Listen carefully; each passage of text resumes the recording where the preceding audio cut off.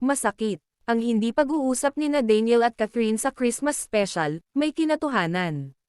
Hindi man lang nagkausap, hindi man lang nagkamustahan, iyon ang mapait na tagpo na nasaksihan ng buong bayan ng magkaharap sa isang malaking event ang minsang itinuring na, hari at reyna, ng showbiz.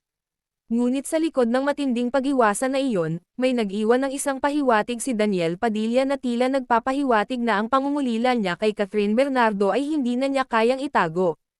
Ang isang simpleng post sa social media, na tanging ang Katniel fans lang ang nakakaintindi, ay nagbukas ng sugat at nagpasiklab muli ng pag-asa.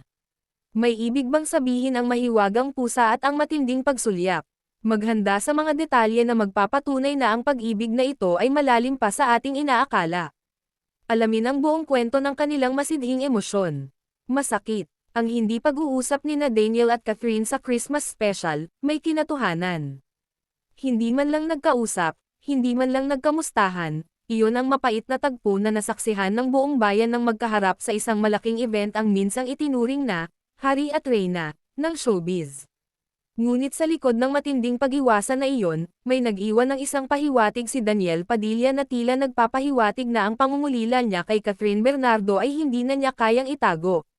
Ang isang simpleng post sa social media, na tanging ang Katniel fans lang ang nakakaintindi, ay nagbukas ng sugat at nagpasiklab muli ng pag-asa. May ibig bang sabihin ang mahiwagang pusa at ang matinding pagsulyap? Maghanda sa mga detalye na magpapatunay na ang pag-ibig na ito ay malalim pa sa ating inaakala. Alamin ang buong kwento ng kanilang masidhing emosyon. Masakit. Ang hindi pag-uusap nina Daniel at Catherine sa Christmas special, may kinatuhanan.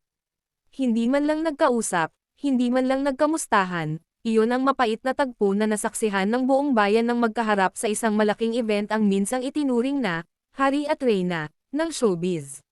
Ngunit sa likod ng matinding pag-iwasan na iyon, may nag-iwan ng isang pahiwatig si Daniel Padilla na tila nagpapahiwatig na ang pangungulila niya kay Catherine Bernardo ay hindi na niya kayang itago. Ang isang simpleng post sa social media, na tanging ang Katniel fans lang ang nakakaintindi, ay nagbukas ng sugat at nagpasiklab muli ng pag-asa. May ibig bang sabihin ang mahiwagang pusa at ang matinding pagsulyap? Maghanda sa mga detalye na magpapatunay na ang pag-ibig na ito ay malalim pa sa ating inaakala.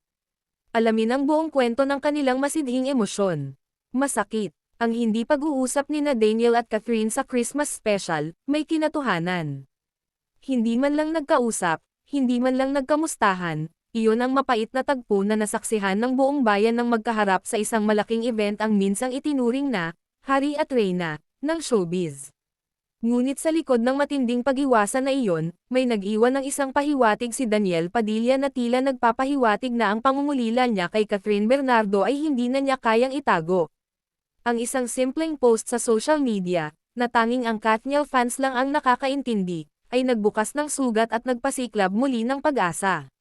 May ibig bang sabihin ang mahiwagang pusa at ang matinding pagsulyap? Maghanda sa mga detalye na magpapatunay na ang pag-ibig na ito ay malalim pa sa ating inaakala. Alamin ang buong kwento ng kanilang masidhing emosyon. Masakit. Ang hindi pag-uusap nina Daniel at Catherine sa Christmas special, may kinatuhanan.